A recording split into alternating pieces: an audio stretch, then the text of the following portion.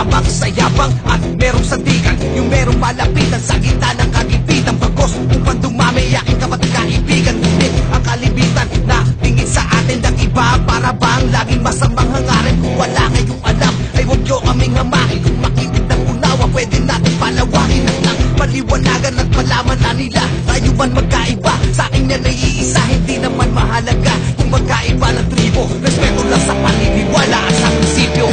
Ilon ako, taas sa aking noo, at wala akong pakialam anumang sabihin mo. Tao ka, mapi kami sa hindi makaintindi, at sa buong mundo ay kaya kong ipagmalaki.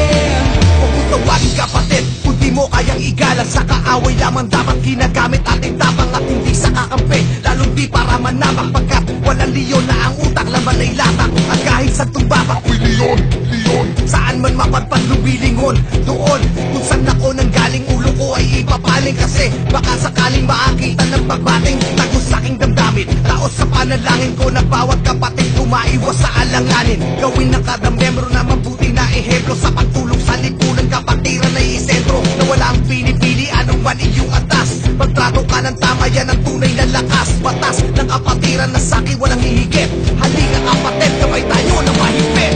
Ilon ako, taas sa aking noo, at wala akong pakialam anumang sabihin mo.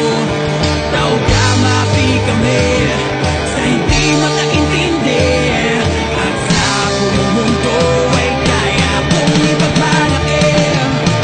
Ilon ako, taas sa aking noo, at wala akong pakialam anumang sabihin mo.